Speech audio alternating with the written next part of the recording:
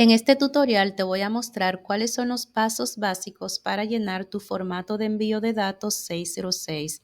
Para simplificar, le vamos a llamar 606. Lo primero que vas a hacer es descargar tu plantilla desde la página de la DGII. Luego lo guardas en la carpeta deseada. Entonces, cuando abras el archivo, vas a comenzar a llenar los distintos campos.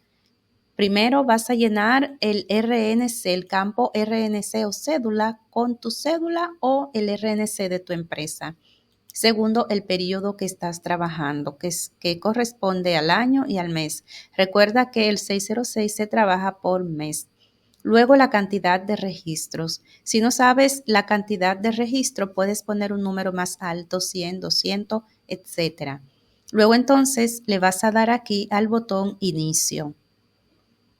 Y luego entonces te va a aparecer en el campo fecha, la columna número 6, el mes y el año que estás trabajando. Si como yo activé 10 campos, solo me aparecieron 10 líneas, pero si tú activas 100, te van a aparecer 100 y así sucesivamente. Pues comencemos. En la columna número 1, como puedes ver, vas a registrar el RNC o cédula de la persona que te está facturando. Luego el campo ID en la columna número 2 te va a aparecer por defecto.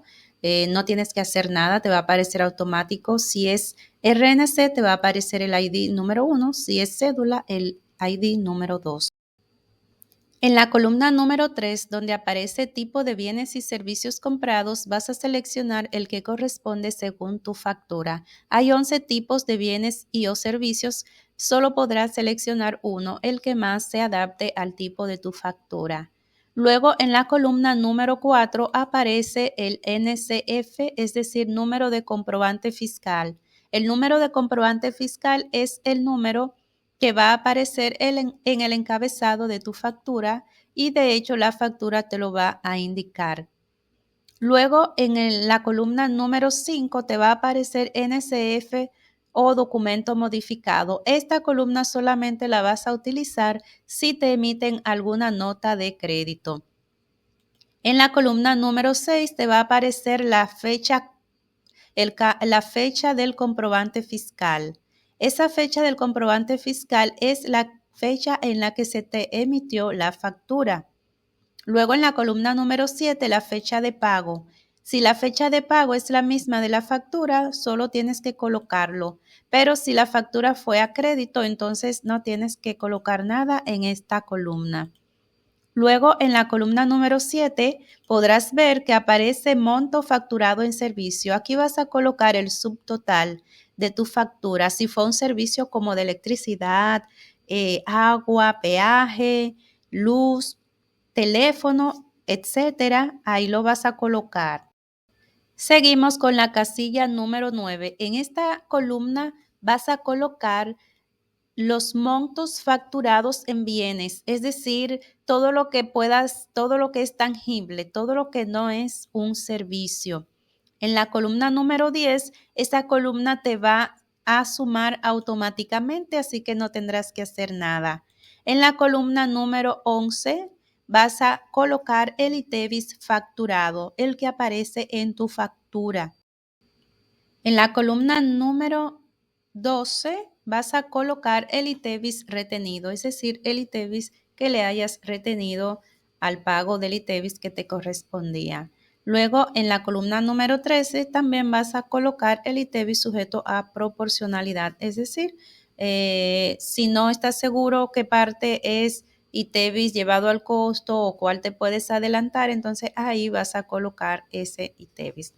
Luego en la columna número 14 llevarás el ITEVIS al costo si tus ingresos están exentos del pago del ITEVIS. Luego en la columna número 15, ITEVIS por adelantar, aquí no tienes que hacer nada ya que el sistema se va a actualizar automáticamente dependiendo de lo que hayas colocado en la columna 11, 12, 13 y 14. Luego aparece la columna número 16 con ITEVIS percibidos en compras. Esta parte no lo vamos a utilizar en la actualidad. La columna número 17 dice tipo de retención en impuestos sobre las rentas. Por ejemplo, si tienes personas a las que le vas a retener el 2, el 10 o el 27%, entre otros. Entonces aquí vas a colocar el tipo de retención que vas a hacer. O sea, ahí te va a aparecer el porcentaje que le vas a retener a esa persona o a esa institución. Luego en la columna número 18 vas a colocar el monto de esa retención. En la columna número 19 tampoco debes llenarlo porque actualmente no se está utilizando.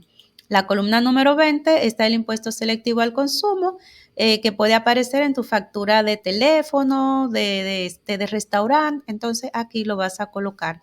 Si en la columna número 21, si hay otros impuestos o tasas, también lo vas a colocar ahí, por ejemplo, como el CDT. En la columna número 22 te aparece la propina legal, que es la que normalmente se paga en restaurantes y otros sitios.